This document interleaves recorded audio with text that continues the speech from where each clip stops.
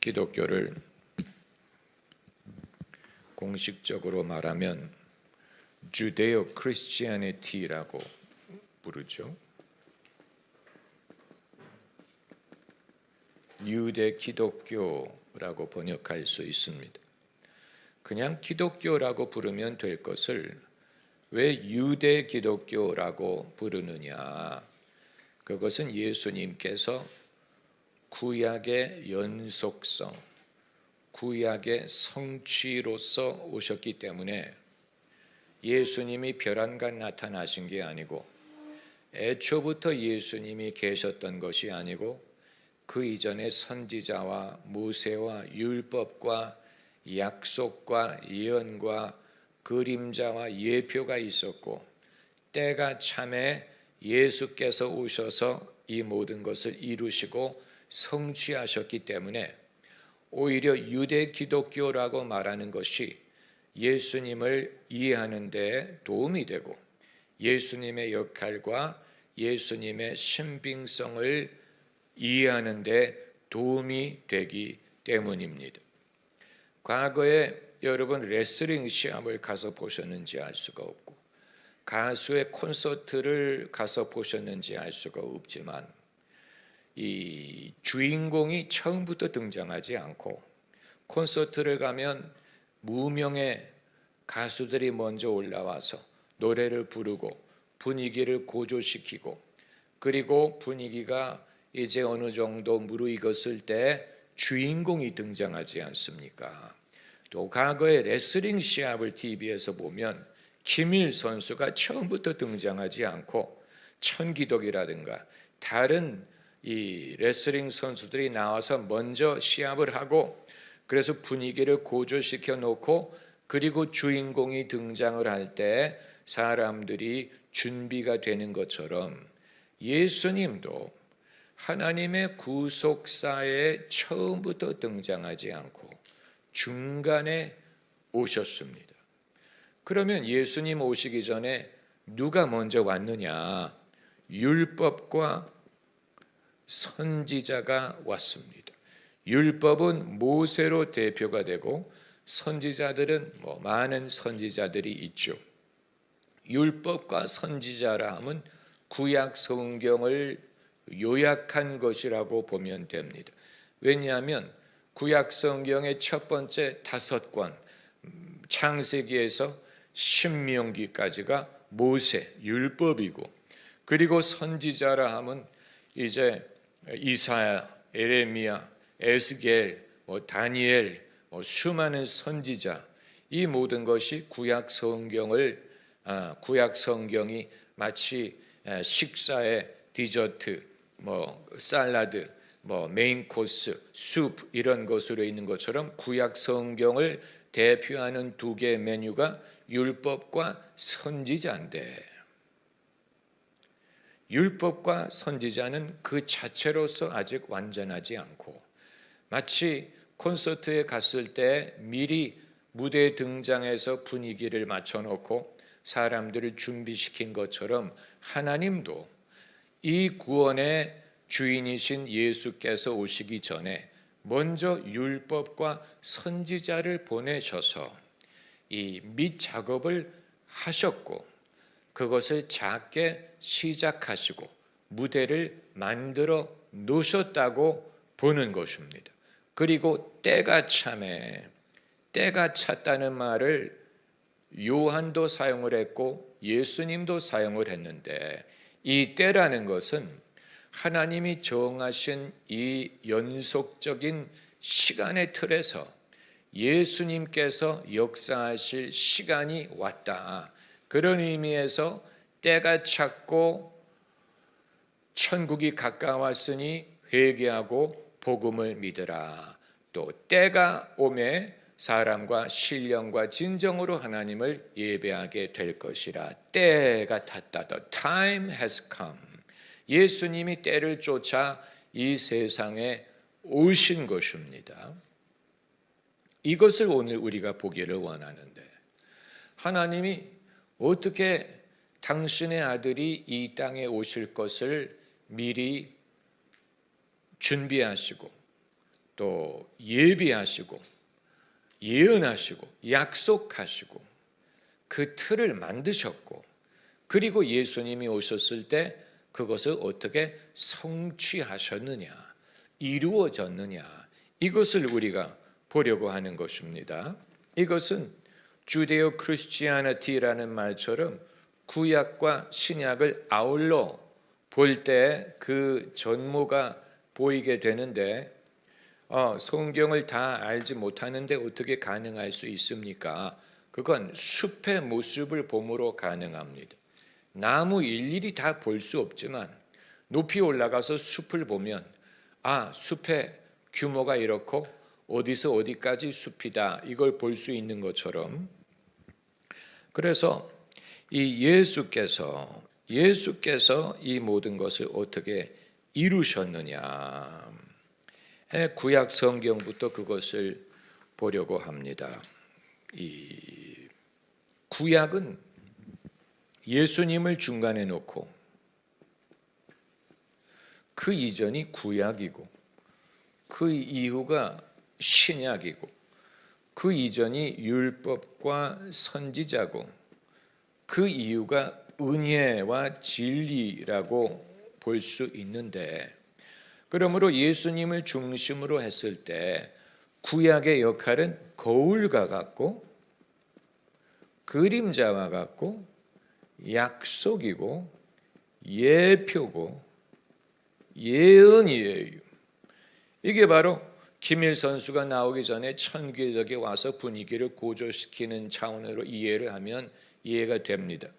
예수님이 오시기 전에 하나님이 앞으로 오실 메시아에 대해서 전혀 언급도 하지 않고 비치지도 않고 거기에 대해서 어떤 힌트도 주지 않고, 그런데 별안간 예수님이 등장을 해서 내가 그야 이렇게 주장을 했다면 믿기가 어렵지만, 하나님이 애초부터 장차 오실 분이 계시고 그분이 어떻게 그 일을 이루시고 그분이 누구고 어떤 식으로 그것을 할 것인가를 줄기차게 애초부터 말씀을 하셨어요.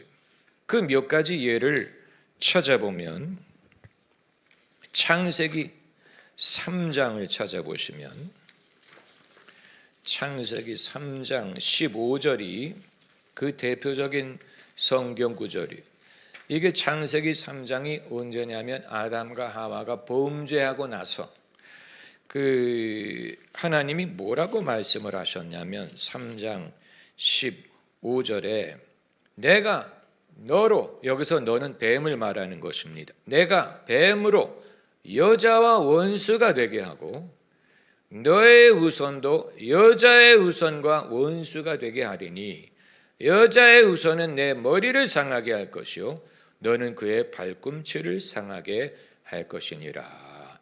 이것을 원시복음, 첫 번째 복음이라고 부릅니다. 인간이 범죄한 그 시점에 하나님이 그냥 탄식을 하시거나 또 낙심을 하시거나 그들을 나무라기만 하신 게 아니고 아주 묘한 말씀을 하셨는데, 뱀의 후손에 대해서 말씀을 하시고 여자의 후손에 대해서 말씀을 하시고, 이게 누구를 말하는 것이냐? 이게 바로 예수 그리스도를 말하는 거예요. 예수 그리스도가 하늘에서 뚝 떨어지지 않고 여자의 후손으로 이 땅에 오실 수밖에 없었던 그 예표를 미리 말씀하신 거예요. 예수님이 마리아를 통해 여자의 몸을 통해 이 땅에 사람으로 태어나시지만 이 여자의 후손이 뱀의 머리를 상하게 한다. 치명적으로 뱀을 이긴다. 치명적으로 뱀의 권세를 꺾는다. 그러나 이 여자의 후손도 상처를 받는데 뱀은 그의 발꿈치를 상하게 할 것이요 여자의 후손은 뱀의 머리를 상하게 하리라. 여자의 후손은 뱀에게 치명상을 끼치나 그러나 여자의 후손도 상처를 입는 부분이 있다. 고난이 없이 시련이 없이 이 일을 이루지 않는다. 이걸 이미 창세기 3장에 하나님이 말씀하신 것이고, 만약에 예수 그리스도를 메시아로 믿지 않는 유대인들이 있다면 이 성경 구절을 어떻게 이해할 것이냐라는 답을 해야 됩니다. 이 구절이 누구를 통해 성취된 적이 있느냐, 이 구절이 어떻게 이루어질 것이라고 너는 보느냐. 그냥 역사가 이 사건이 없이, 여자의 후손이 오는 일이 없이 그냥 흘러갈 것이라고 말한다면 당신들은 성경을 왜곡하고 무시하는 것이다. 이 여자의 후손이란 말이 성경에 지속적으로 등장하는 테마 중에 하나예요. 그리고 아브라함에게도 똑같은 말씀을 하셨습니다. 창세기 22장 18절을 찾아보시면 아브라함의 후손에 대하여 22장 18절에 내 씨로 말미암아 천하 만민이 복을 얻으리니, 씨라는 말은 후손이란 말인데 이게 복수가 아니고 단수예요. 그 사실을 신약 성경이 나중에 말을 합니다. 씨들이라고 하지 않고 단수 씨라고 했어요. 후손이란 말인데 창세기 3장에서는 여자의 후손이라고 했지만 22장에서는 아브라함의 씨. 왜 아브라함이 자기의 몸에서 난 자를 아들로 얻어야 했는가 하는 이유가 여기에 있는 거예요. 그냥 이스마엘을 통해서는 할 수 없고 또 자기의 종을 양자로 들어서 할 수 없고 아브라함의 몸에서 난 자가 필요했던 이유는 아브라함의 씨를 통해 세상을 구원할 것이기 때문에, 아직은 세상을 구원한다는 말은 하지 않고 뭐라 그랬습니까? 만민이 복을 얻는다. 이 복이라는 것은 결국은 하나님의 백성이 되고 구원을 받는 것을 말하고 있는 것이지요. 그리고 이제 그 이외에 많은 예수님에 대한 예언과 예수님의 구원, 언약에 대해서 말을 하고 있는데 에레미야서 31장을 찾아보시면 에레미야서는 이사야서 다음에 있습니다.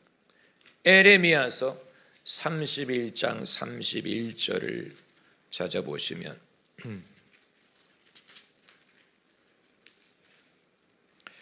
여기에 새 언약이란 말이 나와요. 지난주에 언약에 대해서 말씀드리지 않았습니까? 새 언약. 이 31절에 나 여호와가 말하노라 보라 날이 이르리니, 이것도 때를 말하고 있잖아요. 내가 이스라엘 집과 유다 집에 새 언약을 세우리라. 이걸 말했기 때문에 선지자가 되는 거예요. 선지자가 예수 그리스도에 대해서 말했어요. 창세기는 율법이지만 에레미야는 선지자인데 선지자가 새 언약을 세우리라. 누가 그것을 하신다고 했습니까? 하나님이 친히 하신다고 했어요. 누구와? 이스라엘 집과 유다 집과 이 언약은 내가 그들의 열조의 손을 잡고 애굽 땅에서 인도하여 내던 날에 세운 것과 같이 아니하다. 구약과 다르다는 거예요. 첫 언약과 다른 새 언약. 옛날의 언약과 새 언약이 뭐가 다르느냐? 옛날의 언약은 돌판에 새긴 언약인데 새 언약은 마음판에 새긴 것이다. 그래서 여기에 뭐라고 했습니까? 33절에 세울 언약은 이러하니 내가 나의 법을 그들 속에 두며 그 마음에 기록하여. 첫 언약은 돌판에 새겼어요. 돌판에 새긴 것도 귀중한 것입니다. 돌판에 새긴 것이 어디입니까? 문자와 글자의 뜻을 말하고 있는데 돌판에다 새겼죠. 그러나 새 언약은 돌이 아니고 마음에 새긴 것이다. 중심의 거듭남, 변화의 새로운 사람이 됨, 성령이 우리 안에 역사하심, 우리가 변하여 새 사람이 되는 거듭남에 대해서 말을 하고 있습니다. 이것을 에레미야가 예언을 했지만 에레미야조차도 이 언약을 세울 수 있는 주체는 아니었고 그것을 예언할 수밖에 없었어요. 그러면 이것을 세우실 분은 모세보다도 뛰어나고 선지자보다 뛰어난 분이라는 말을 하는 거예요. 모세보다도 뛰어난 분, 선지자보다도 뛰어난 분이 계시다. 에레미야가 이것을 예언을 했지만 에레미야는 이걸 예언을 할 뿐 자기가 이것을 할 수 있는 능력이 없었어요. 세례 요한이 한 말과 같아요. 나는 그의 신 발끈을 맬 자격도 없다. 그러므로 그분이 누구냐? 그분이 누구냐? 이게 초미의 관심사가 아닙니까? 다만 이 메시아가 오셔서 새 언약을 세우실 텐데 그분이 고난을 통해 이것을 세우실 것이다를 예언한 것이 이사야서 53장입니다. 이사야서 52장부터 보면 52장 13절부터 보면 이제 장차 오실 분을 말을 하고 있는데 53장이 주로 많이 알려지지 않았습니까? 그는 53장 2절에 그는이라고 한 분을 말했어요. 그는 주 앞에서 자라나기를 연한 순 같고 마른 땅에서 나온 줄기 같아서, 기독교인 중에 자기 딸을 순이라고 이름하는 것은 여기서 따온 거예요. 그분이 순과 같다고 했기 때문에. 그런데 그는 멸시를 받아서 사람에게 싫어 버린 바 되었으며 간고를 많이 겪었으며 질고를 아는 자라. 그냥 고생을 많이 했어, 슬픔을 겪었어 라고 말한 게 아니고 그게 어떤 목적을 위한 것이고 누구를 위한 것인지를 말하고 있어요. 그게 4절에 그는 실로 우리의 질고를 지고 우리의 슬픔을 당하였거늘 우리는 생각하기를 그는 징벌을 받아서 하나님께 맞으며 고난을 당했다 하였노라.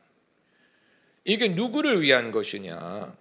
그가 찔림은 우리의 허물을 인하며 그가 상함은 우리의 죄악을 인함이라. 그가 징계를 받음으로 우리가 평화를 누리고 채찍에 맞음으로 우리가 나음을 입었도다. 이건 아무 덕도 없고 효과도 없는 그냥 고난을 말한 게 아니고 그가 고난을 받음으로 우리에게 어떤 혜택이 있느냐? 우리가 사함을 얻고 나음을 얻고 우리가 이렇게 되었고, 그리고 대속의 원리가 6절에 우리는 다 양 같아서 그릇 행하여 각기 제 길로 갔거늘 여호와께서는 우리 무리의 죄악을 그에게 담당시키셨도다. 대속의 원리가 여기 나오지 않습니까? 우리의 죄악을 그분이 담당하셨다. 하나님이 그걸 하신 거예요. 예수님이 그냥 자원하신 게 아니고 예수님이 그냥 하나님 제가 할게요, 저에게 맡기세요, 당신이 자원한 게 아니고 하나님이 세상 죄를 예수님에게 담당시키신 거예요. 놀라운 것 아닙니까? 메시아에 대해서 이처럼 구체적으로 말을 할 수가 없죠. 창세기 3장에서부터 예고하신 원시복음, 여인의 후손이 너의 머리를 상하게 할 것이다, 여인의 후손에 대해서 말했고, 아브라함에게 내 씨로 말미암아 모든 백성이 나라가 복을 받으리라고 했는데, 그리고 그가 새 언약을 세워서 마음판에 그 언약을 세우리라고 했는데, 그런데 그 방법은 고난을 당함으로, 버림을 받음으로, 징벌을 받음으로, 우리의 죄악을 하나님이 그에게 담당시킴으로, 그가 채찍에 맞음으로 우리가 나음을 얻고, 그가 이렇게 됨으로 우리가 이렇게 되게 하셨다. 이미 하나님께서 판을 만들어 놓으신 거예요. 예수님이 등장하기 전에 이미 이것을 만드시고 정하시고 사람들에게 약속하시고 예언하시고 여러 예표가 있었죠. 그거 오늘 다 말씀드릴 수는 없어요. 그림자, 거울과 같은 주인공이 등장하시기 이전에, 그리고 이제 예수님이 오시지 않습니까? 그리고 한 가지 더, 예수님이 그냥 죽으시는 것으로 끝나는 게 아니고 살아나실 것을 예언했었어요. 그게 바로 시편 16편입니다. 시편 16편.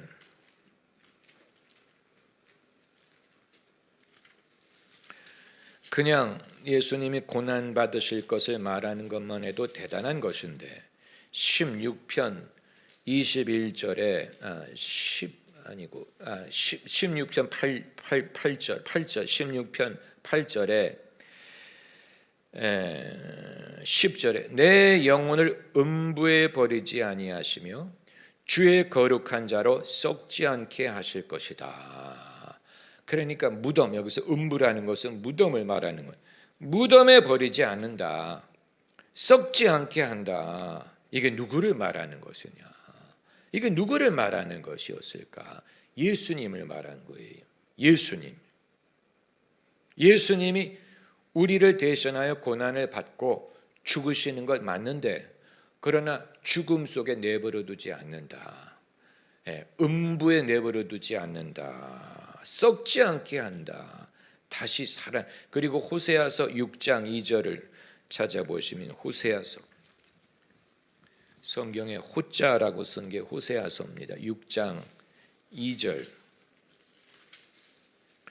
6장 2절에 여호와께서 이틀 후에 우리를 살리시며 제3일에 우리를 일으키시리니 우리가 그 앞에 살리라. 제3일에 일으키신다는 예언이 여기에 있는 거예요. 대단한 것이죠. 예수님이 오시기 수백 년 전에 이미 판을 예비해 놓으신 거예요. 이미 예고하신 거예요.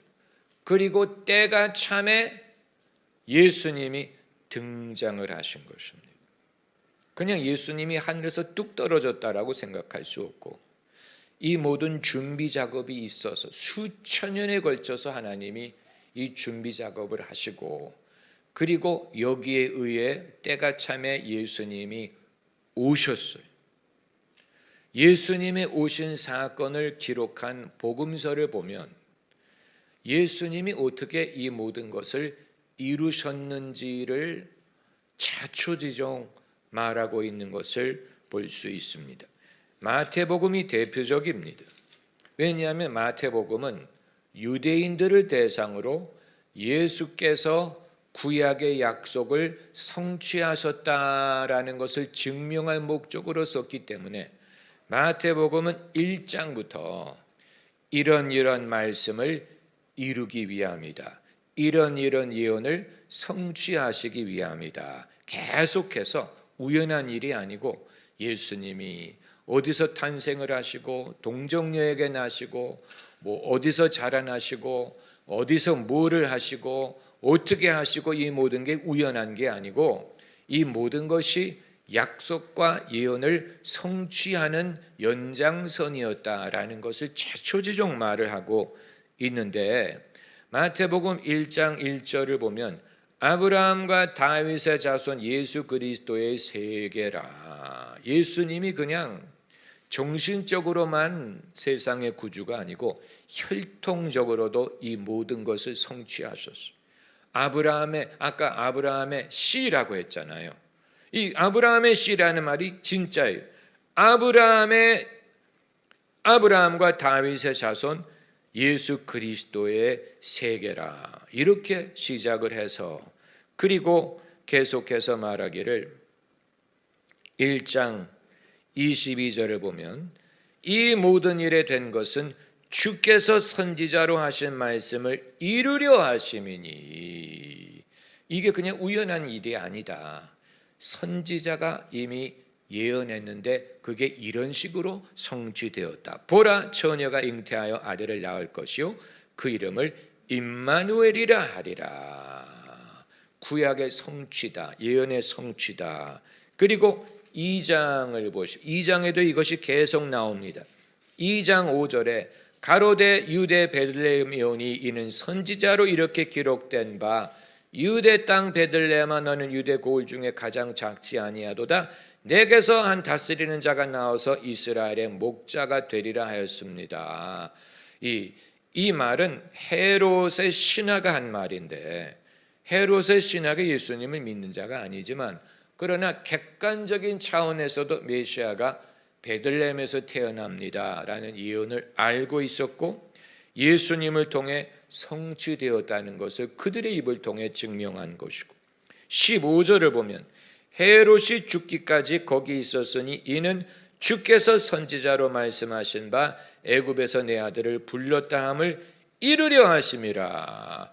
여기에도 예수님과 그 부모가 애굽에 피신한 사건이 구약의 예언을 성취한 것이다. 이룬다라는 말이 이게 이제 계속해서 등장하는 거예요. 이룬다, 성취한다. 이 언어의 한계예요. 이룬다라는 말로는 이게 다 말을 할 수가 없어요. 언어가 충분히 개발되지 않았어요. fulfill, consummate 여러 가지 단어가 있을 수 있는데 이룬다, 성취한다, 완성한다 여러 가지 유의어를 사용을 해야 이게 어떤 스케일이고 어떤 의미인지를 우리가 비로소 알 수가 있는 것입니다. 그리고 예수님 당신이 하신 말씀을 주의할 필요가 있는 예수님 당신은 뭐라고 말씀을 하셨느냐. 예수님이 오셔서 당신의 역할, 당신의 목적을 어떤 식으로 설명하셨느냐. 마태복음 5장 17절에 예수님이 당신의 입으로 말씀하시기를 내가 율법이나 선지자나 폐하러 온 줄로 생각지 말라. 폐하러 온 것이 아니요 완전케 하려 함이로다. 여기서 율법과 선지자란 말이 나오잖아요. 구약을 말하는 거예요. 예수께서 주인공으로 등장을 하셔서 이제 너희는 내 말만 들어. 이전에 등장한 자 너희가 신경 쓸 필요 없어. 너희는 내 말만 믿어. 이렇게 하시지 않고 내가 온 것은 이전에 나를 말했던 이들을 폐하러 온 게 아니야. 그들을 캔슬시킨 게 아니고 무시하기 위한 게 아니야. 오히려 완성하기 위해서 내가 왔어.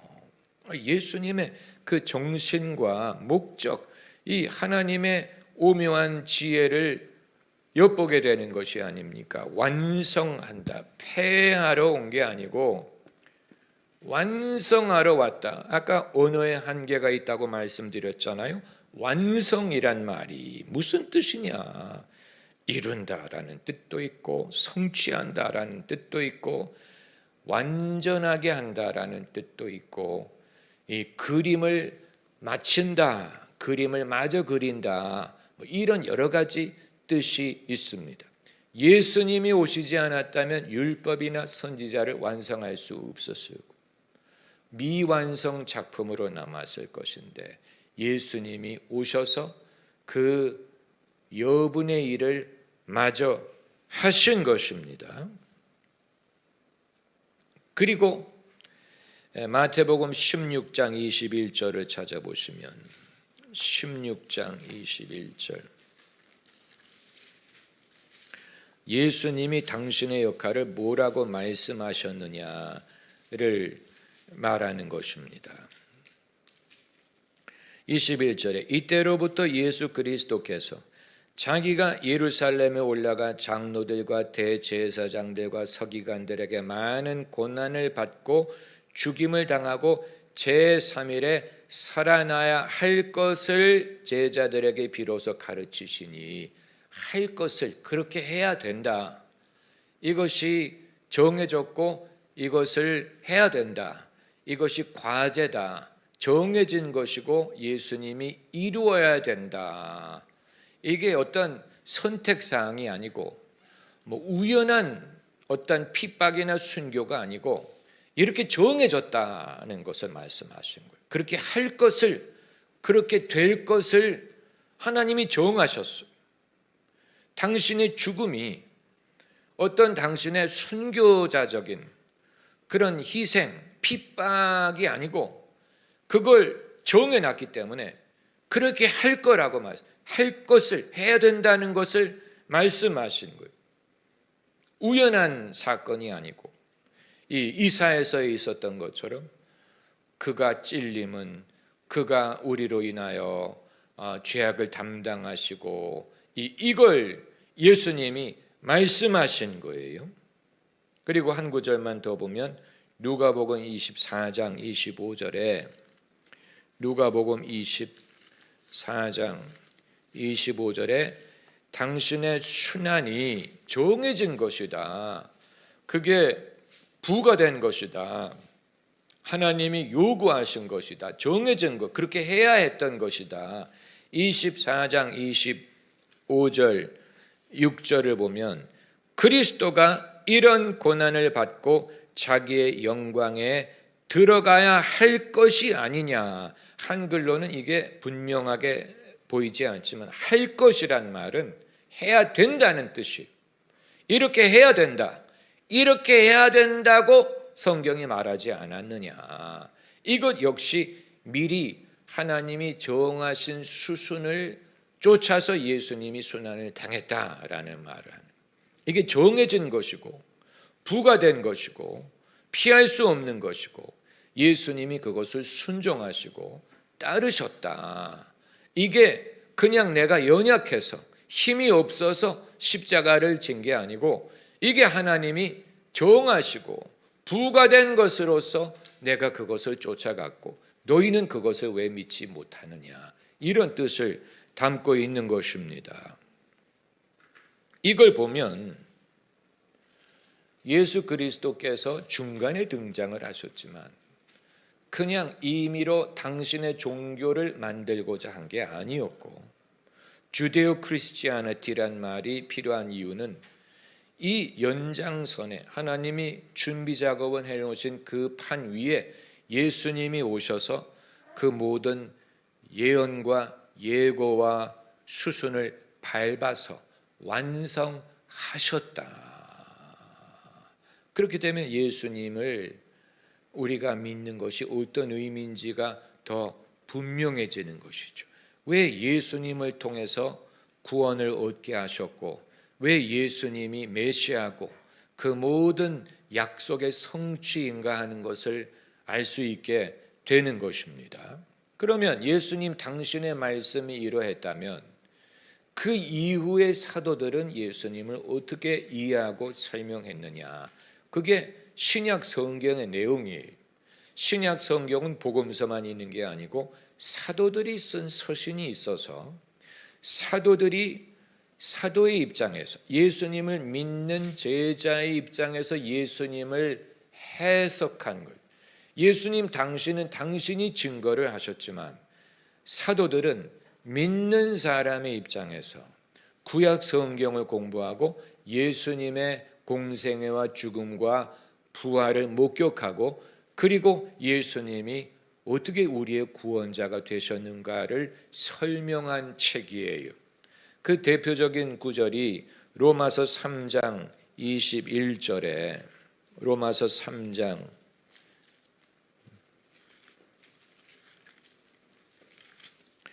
21절 그 창세기 출애굽기 레위기 그 노래가 있잖아요. 저는 그 가사를 외우지 못했어요. 가사 외우는 사람을 보면 놀라워요. 저는 66권의 순서를 외워서 한 게 아니고 경험을 통해서 요게 요 다음에 와, 요게 요 다음에 와 이런 식으로 기억을 하지 애초부터 외운 건 아니에요. 그렇기 때문에 소선지서의 순서가 뭡니까? 라고 물어보면 대답을 못합니다. 다니엘이 있고 그 다음이 누구더라. 그거 못 외워요. 그러나 많이 그것을 읽어봤기 때문에 요 다음에 요게 오고 신약 성경도 마찬가지예요. 신약 성경도 여전히 제가 갈라디아서가 고린도 후서 다음에 있을 거야. 고린도 전서는 로마서 다음에 있을 거야. 그리고 갈라디아서 다음에 에베소서가 있고 빌립보서가 있고 골로새서가 있고 그걸 많이 겪어봤기 때문에 기억을 하는 거지 그냥 순서대로 기억을 하는 건 아니에요. 그러나 여러분이 그걸 애초부터 기억을 하시면 훨씬 도움이 될 거예요. 그렇지 않습니까? 이 성경의 뒷부분으로 가면 오히려 더 복잡합니다. 우리가 생각하기를 야고보서가 끝에서 몇 개 안 되는 것 같지요? 의외로 야고보서와 요한계시록 사이에 들어오는 책이 많아요. 야고보서 다음에 아마 베드로전서가 있고 후서가 있고 또 뭐가 요한일서 2서 3서가 있고 뭐 유다서가 있고 그리고 이제 비로소 요한계시록이 등장을 하니까 그건 외워야 되는데 외우면 도움이 되죠.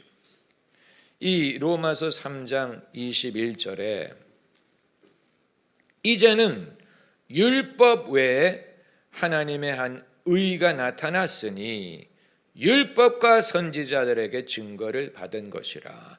율법과 선지자라는 말이 여기에 나오고 증거라는 말이 나와요. 우리가 증거한다, 전도한다는 말을 증거한다라고 하잖아요. 내 증인이 되리라. 증거한다. 증거라는 것이 성경에서는 굉장히 중요한 개념인데, 증거라는 말은 옳다는 것을 인정한다, 옳다는 것의 증거를 제시한다라는 뜻이 아닙니까? 증거가 성립되려면 적어도 2명 이상의 증인이 필요합니다. 2-3 사람의 증거로. 그래서 상징적인 사건이 변화산에서 예수님과 함께 등장한 2명의 인물이 모세와 엘리야였잖아요. 여기 2명이 나왔다는 말이 증인이라는 뜻을 갖고 있고 2-3 사람의 증인, 그리고 율법과 선지자가 증거했다. 모세는 율법, 엘리야는 선지자를 뜻하기 때문에. 그런데 그 구절이 로마서에도 나온 거예요. 율법 외에 하나님의 한 의가 나타났으니 율법과 선지자들에게 증거를 받은 것이라. 곧 예수 그리스도를 믿음으로 말미암아 모든 믿는 자에게 미치는 하나님의 의인이 차별이 없느니라. 의라는 것은 오늘 커버하기에는 너무 시간이 부족해. 의라는 것은 별도의 강의가 필요합니다. 의라는 것은 사실 성경에서 가장 중요하면서도 어려운 개념 중에 하나예요. 의라는 말. 왜냐하면 의라는 말을 우리가 하도 잘못 이해하고 있기 때문에, 의라는 것을 이해하기 위해서는 내가 잘못 이해하는 것부터 밝혀내야 되는데, 내가 그걸 밝혀내지 않고 내가 선입견으로 갖고 있는 의를 가진 채로 성경의 의를 공부하다 보면 반대의 결론에 도달하기 때문이에요. 반대의 결론은 뭐냐면 나의 의라는 결론에 도달하면 반대의 결론이에요. 왜 나의 의라는 결론에 도달하느냐? 애초부터 의라는 것을 나의 의로 생각을 하기 때문에 그 선입견을 가지고 성경을 읽으니까 결론이 결국은 내 의야. 내가 의를 쌓아야 돼. 내 의로 천국 가는 거야. 내 의로 내가 거룩한 자가 되는 거야. 이 결론에 도달하는 이유는 애초부터 나의 의 위주로 생각을 하고 나의 의 위주로 자랑을 하든가 아니면 자책하든가 둘 중에 여기다가 판을 깔아가지고 이걸 올릴 수 있게 해야 되는데 판을 못 찾았어요. 판을 가져다가 이 나사를 박으면 이게 탁 항공모함처럼 올라갈 수가 있는데 이게 너무 약간 좀 아슬아슬하게 스릴이 있지 않습니까? 스릴이 있죠. 이게 원래 이 화이트보드용이 아니고 그림용이에요. 그림용으로 화실에서 쓰는 캔버스는 이게 받침대인데 이젤인데, 아래층을 정리하다가 저희가 발견을 해가지고 운치가 있잖아요. 뭐 이렇게 자국도 있고 운치가 있잖아요. 다만 그 공간이 그 지우개를 놓기에는 정말 그 사람이 나의 그냥 의라는 것을 생각할 때, 종교적인 의를 생각할 때 교회를 비판하는 사람들이, 교회를 비판하고 기독교인을 비판하는 사람들이 존재하는 것이 나의 의라는 차원에서 다 비판을 합니다. 사람의 의의 관점에서 보니까 다 부족해 보이는 거예요. 기독교인들이 다 부족해 보이는 거예요. 그래가지고 침을 튀기면서 예수 믿는 사람들은 많은데 왜 하나같이 불의하냐. 그런데 그들이 간과한 것은 뭐냐면 언제부터 그게 우리의 의로 시작한 거야. 우리의 의로 시작할 것 같으면 예수님이 필요 없지. 우리의 의로 말미암을 것 같으면 하나님의 의를 말할 필요가 없지. 당신은 하나님의 의를 믿는 거야? 사람의 의를 믿는 거야? 당신 자신이 하나님의 의로 인해 구원을 받았다고 믿는 거라면 왜 남을 비교할 때는 사람의 의 차원에서 말하는 거야? 사람의 의를 전제하고 보니까 결론이 뭐예요? 사람의 의가 안 보여. 사람이 의롭지가 않아. 큰일 났어. 큰일 났으니까 예수님이 오신 거지. 어찌하여 구원에 필요한 조건을 이제 와서 말을 하는 거야. 그걸 결론으로 말하면 안 되지. 그건 전제 조건이지. 우리의 의가 없기 때문에 하나님이 예수님을 보내서 이 바로 3장 21절에 율법 외에 하나님의 한 의가 나타났으니 그게 바로 우리를 의롭게 하신 하나님의 의를 말하는 율법 외에 한 의지 율법에 의한 의라고 말하지 않았어요. 율법에 의한 의라면 우리 모두는 그게 결여됐어요. 불의해요. 그러나 율법 외에 하나님의 한 의, 하나님의 여러 의가 아니에요. 예수님에게는 형제가 없어요. 예수님에게는 동료가 없어요. 한 분뿐이에요. 독생자. 그래서 한 의라. 우리를 의롭게 하는 의는 하나밖에 없다는 얘기인데 율법 외의 의. 그리고 이것은 무엇으로 말미암느냐? 예수 그리스도를 믿음으로 말미암는다.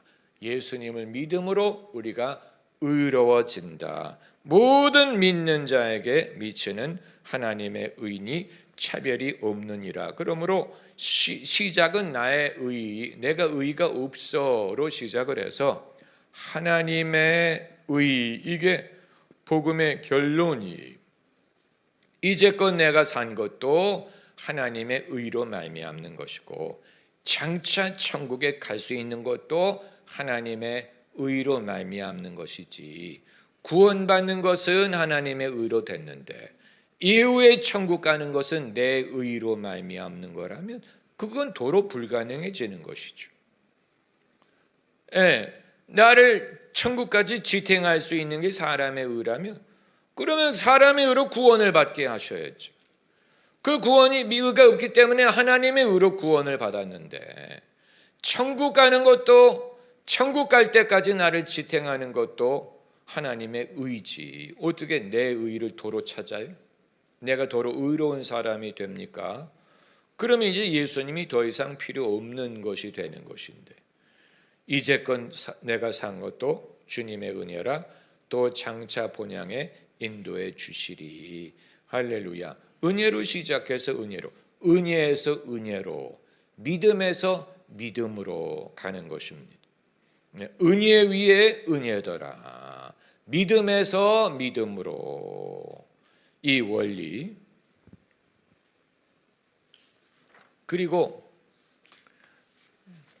이제 예수께서 이건 이미 오늘 말씀드린 골때는 뼈대는 말씀을 드렸고 예수님이 하신 말씀을 좀 더 주목해 보면 예수께서 당신의 권세를 말씀을 하실 때 대놓고 나는 이렇게 위대해 이렇게 말씀하신 구절을 찾으면 잘 안 보여요. 그러나 예수님의 말씀 속에 그것이 다 들어 있습니다. 아까 읽었던 내가 율법이나 선지자를 폐하러 온 게 아니고 완성하러 왔다. 이건 예수님이 하나님의 아들이 아니면 할 수 없는 말. 어떻게 누가 완성할 수? 예수님만이 할 수. 완성하러 왔다. 그리고 당신이 모세보다 크다 하는 말씀을 하셨어요. 마태복음 5장 21절을 보시면 마태복음 5장